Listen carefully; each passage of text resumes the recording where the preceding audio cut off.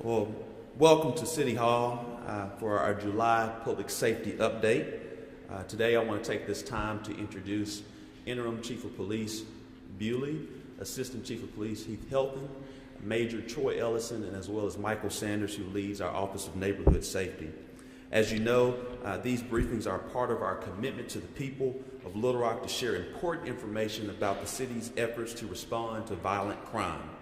We've taken a comprehensive approach locally to increase crime efforts, prevention efforts, even throughout what we've seen throughout the country.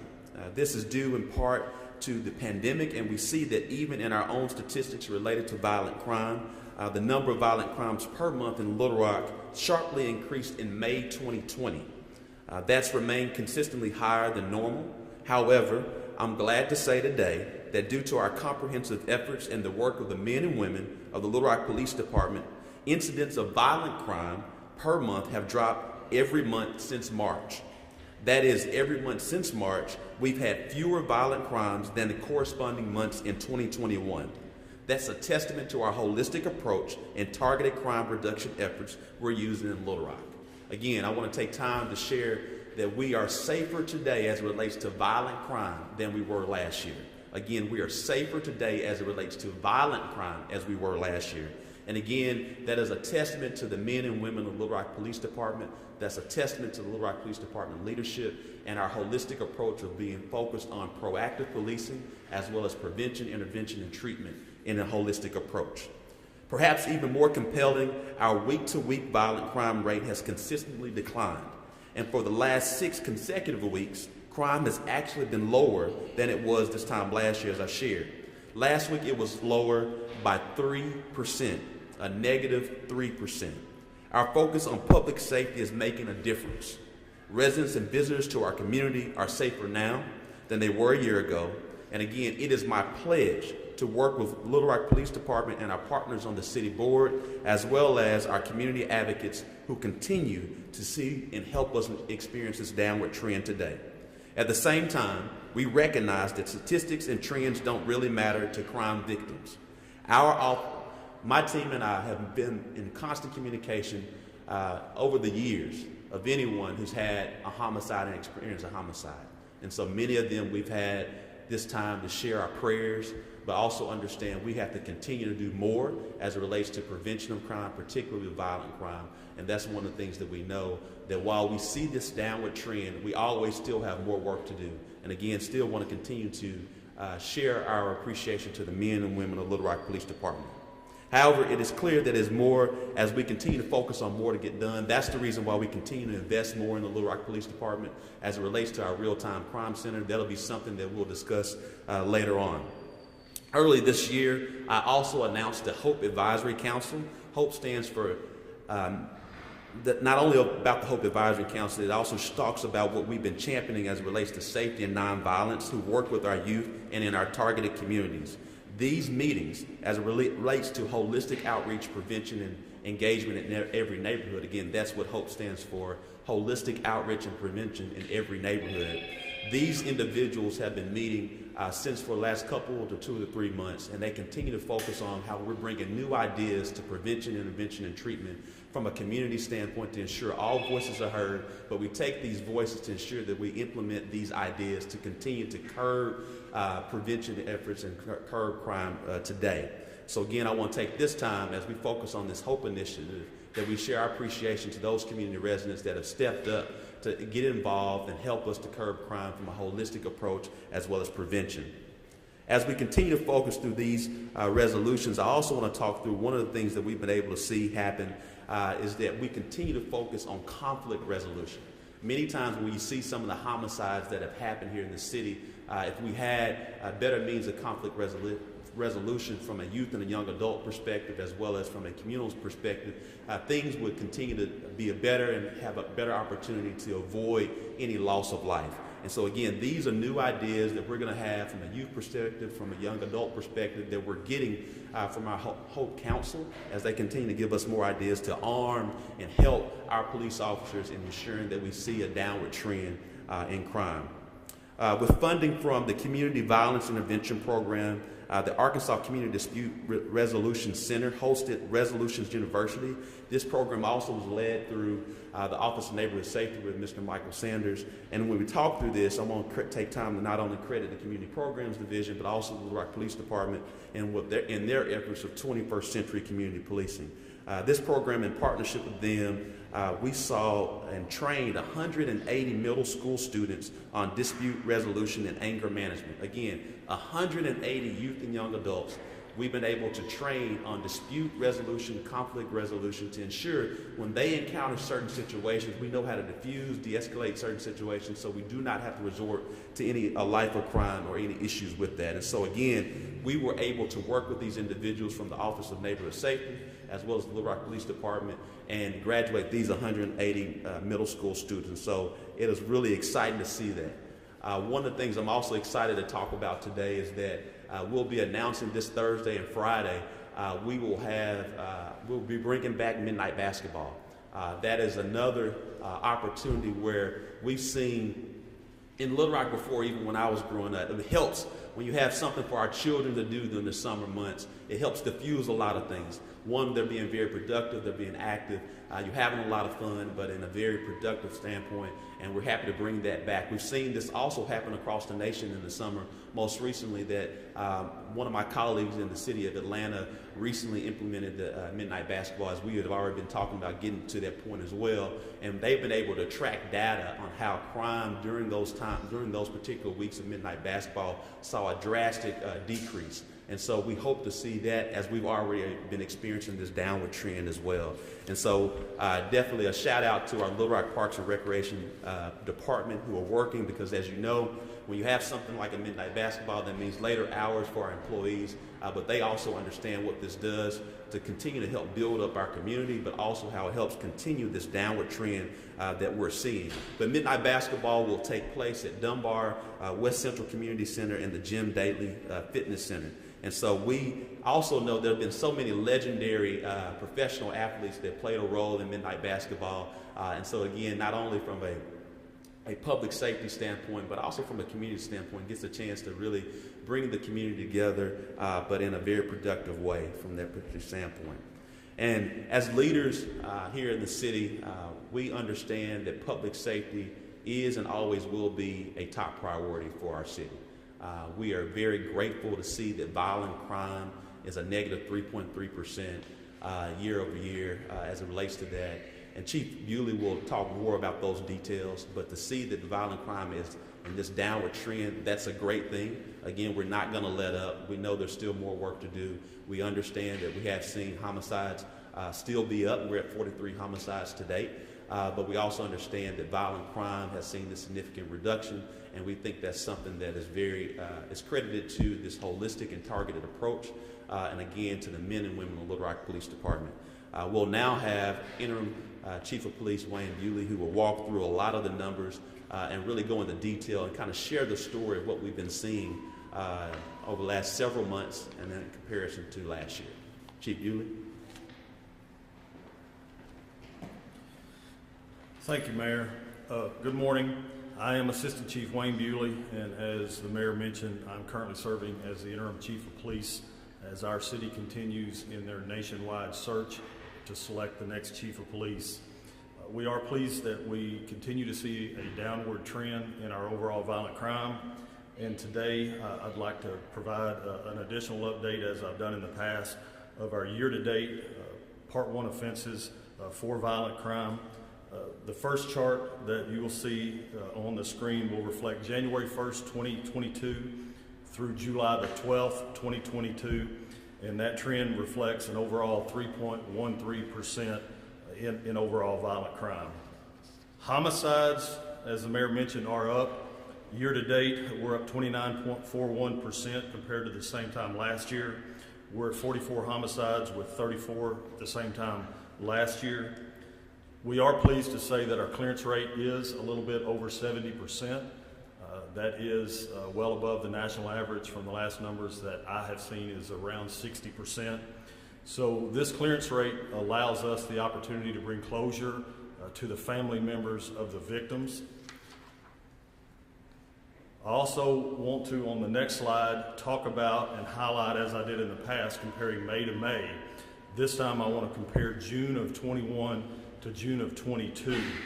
And during this particular time, we saw a decrease of 9.33% in violent crime of June of 21 compared to June of 22. I want to back up because I skipped another significant point. Year to date, I want to highlight also our aggravated assaults are down 8.06%. We feel that also to be a significant number. If you look at why that's occurring, I feel, and speaking with command, we feel it is a direct result of our continuing communication within the department, our crime analysts that are positioned within our different divisions, in our Special Investigation Division as well as our Major Crimes Division. They do an outstanding job of tracking the data, the crime trends. They provide that to the command staff. Command staff meets on a weekly basis, looks at the crime data, looks at the trends, looks at the impact that we're having, and then we deploy our resources according to the trends. We will continue that effort.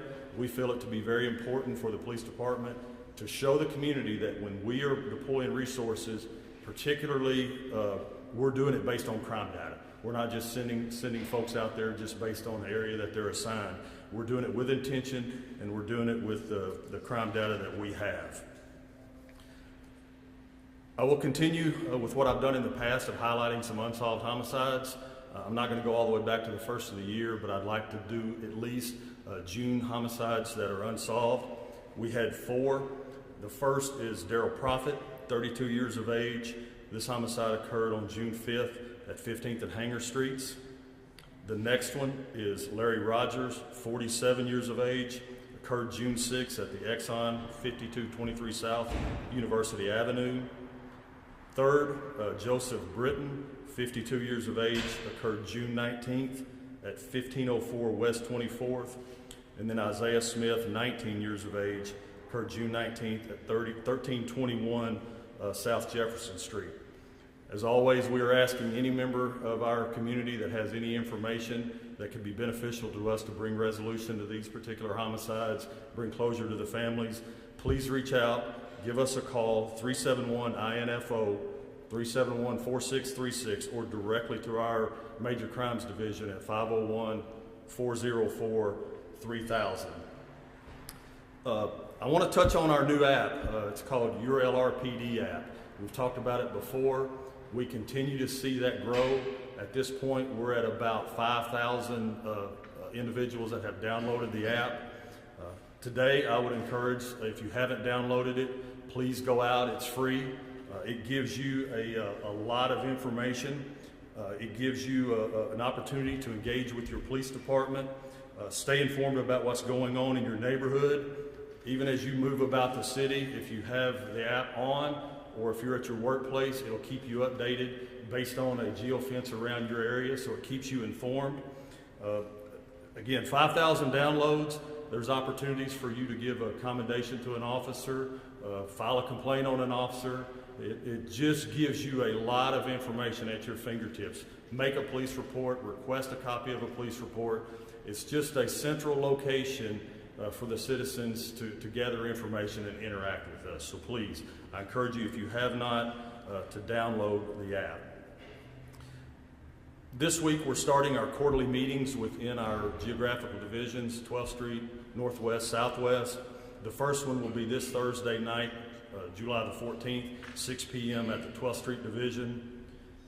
Northwest quarterly will be the following week, July 21st, also at 6 p.m. And then we will end at Southwest on July 28th at 6 p.m. Again, we encourage the citizens that live in this area, show up, be engaged with your police department, get the information on what's going on within your area, within the geographical division that's responsible for patrolling your area. It's just a great opportunity for us to get to know each other in a better format and provide a service to the citizens. So we encourage you to come out and participate in that. And then I just want to finish with, from my seat, I want to say again, the mayor's mentioned it, but thank you to the men and women of the Little Rock Police Department, both sworn and civilian, that continue to show up, every day, provide services to the citizens, and it's just it's amazing to sit from my seat and watch this. And we will continue to build on that and grow the communication level in our department, both internally and externally. So with that, thank you. Thank you again, Chief Bewley, and to reiterate the appreciation to the men and women of Little Rock Police Department. They are the reason that we're seeing this consistent downward trend in the reduction in violent crime. And again, as I shared earlier, we're safer today than we were last year as it relates to violent crime.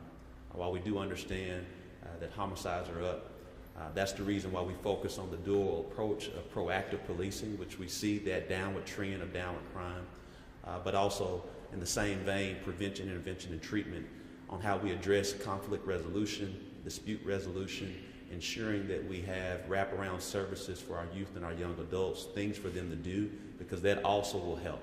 And again, I want to credit Mr. Michael Sanders leading the Office of Neighborhood Safety and the many things that we've been doing with the Hope Council, but also as we shared, Midnight Basketball, many different things that we're doing as it relates to summer youth employment.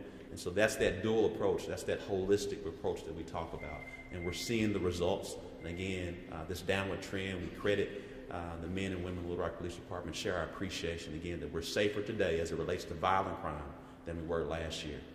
We'll be transitioning as it relates to our public safety meetings. We'll have our next public safety meeting as we want to give you a lot more information as it relates to the Real-Time Crime Center. That's going to be something else that's going to really work to help us to contribute more to a downward trend as we put additional eyes on the street. And so what I want to ask just very briefly is ask Assistant Chief Helton to give just a brief update on the Real-Time Crime Center. He's been leading the way on this and want to make sure he has the opportunity to just give a brief update, since the next time we'll come back is when we have a lot more information about the Real-Time Crime Center, which will help dramatically continue to reduce this downward trend in violent crime as we have additional eyes on the street. Assistant Chief Helton. Good morning. Thanks for the opportunity to be able to talk just a few minutes about the Crime Center. We are progressing very well in the process of continuing to evaluate various technologies that we feel will best serve our initiatives and best serve the citizens of the community.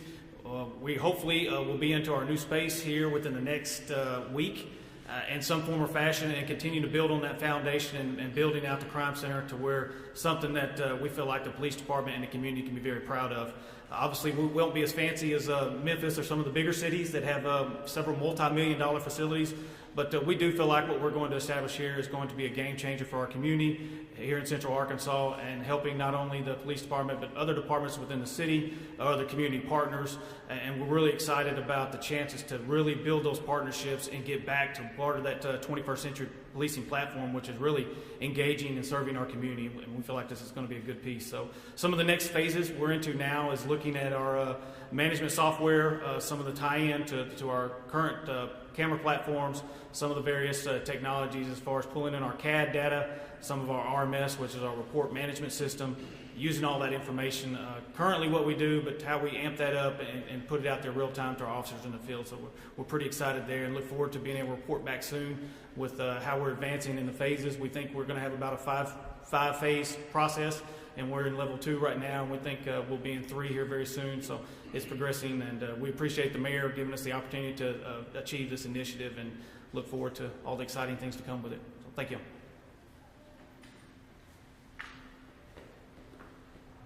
Thank you, Chief Helton. We'll now open the floor for any questions. Yes, ma'am.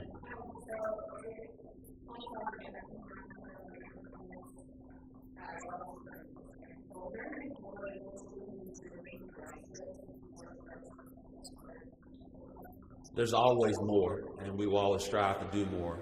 From that standpoint, I do want to make sure that Chief Bewley has a chance to respond. One, I want to take time to share that the City of Little Rock, the City Board of Directors and myself, we consider public safety a top priority in any death. We've experienced 44 homicides this year, 64 last year, 55 the year before that. and in my first year in office was 43 compared to 42 in 2018. And so each homicide that happens in this city, I personally receive a phone call about, as well as the leadership, and it touches my heart each time. And as much as possible, and many times I'm very much speaking with the families, and that helps us understand that there's always more work to do, because no life should be lost here in the city of Little Rock, and that's how important it is to me personally, and that's how important it is to the men and women of Little Rock Police Department. That's the reason why, when we visit, we give our officers as much as we can give. And so Chief Bewley will be able to share that there's not been anything I've said no to when he has a request. And so we want to continue to have more resources for our officers. We want to continue to do what we can. That's the reason why we're investing close to $1.5 million in the Real-Time Crime Center. That's the reason why we want to continue to do more as it relates to not only focus on proactive policing, but prevention, intervention, and treatment in this holistic approach.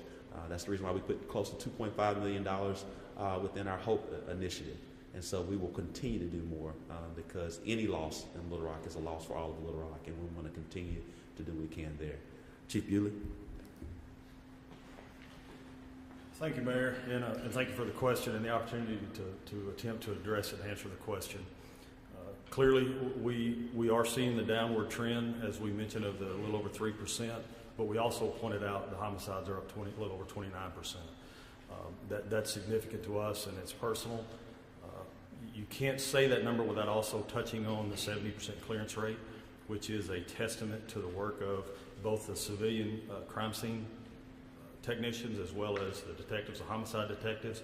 But to get to the meat of the question, I think what our stance on it is to continue to pull the data, continue to meet like we do every week, analyzing all of the Part 1 offenses, but particularly the violent crime offenses, drill into the homicides, what is the motive, why they are occurring, and particularly, do we see anything that leads us to this may cause another violent crime?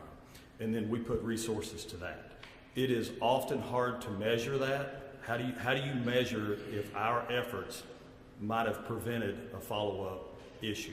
But we will continue to do that because it's relative and it's important. And if we can save anyone from being a victim of a future homicide, we're going to do it every time. And our staff, command staff, we meet every week. We talk about the previous weekend that occurred. We look at the numbers. We talk about the intelligence that we have. And then from that, develop how we're going to respond to it. It's a complex issue. We see it not just in Little Rock, but across the country. But we will continue to strive to push resources to begin to trend these homicide numbers down and try to stop future ones based on any intel that we have. Chief, how's the morale of the officers on the street?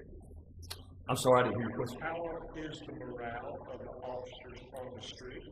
I can tell you from the brief amount of time that I've been serving in the interim and talking, the officers can be tired, there's no question. But they're hopeful. I believe they're looking forward to the new path forward. I think officers are excited about the Real-Time Crime Center. I believe they see that as a positive from the city, a positive from their ability to do their job. We're all hopeful and waiting to see who the next police chief will be. And so I think we're at a good moment of transition. And I think that's about the best response I can give you. We're trying to be responsive to the officers' request. We're trying to work through and understand some of the issues and the hurdles that they have and continue to, as the mayor said, he has not said no to anything that we've requested. We're going to continue with technology and ways to make their jobs an easier, better job to perform. Is there an update on hiring and Yes, the update is that we're continuing a nationwide search. We started that search, I believe, the latter part of May or the beginning of June. Can't remember the exact dates. We'll get those exact dates for you. And so far, I believe we have at least 20 applicants from memory. And so at a time certain, we'll transition from the applicants that have been submitting their applications and then go through those who meet minimum qualifications. And then the search team of sorts will then present 3 to 5 individuals to be interviewed, and then of course we'll go through the normal community engagement process to ensure that the community has a voice and they share their voices as it relates to the police chief search, and then ultimately we'll make a decision. But I'll get you those. We'll get you those exact dates. How does this downward trend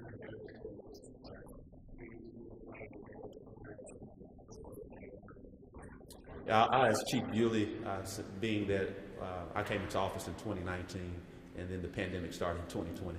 Chief Bewley. So just to be honest with you, throw me a question, I don't have the numbers in front of me. I would encourage you to reach back to us and let us give you that data so you have an accurate answer to it. Come today prepared to speak about this year compared to last year. I have a thought just based on memory, but the worst thing I can do is stand up here and give you something that's inaccurate. So please reach back to us and we'll get that through either Mark Edwards or Sergeant Barnes in our Public Affairs office, and we'll get you that comparison on a further trend. All right, thank you so much, everyone. Have a great day.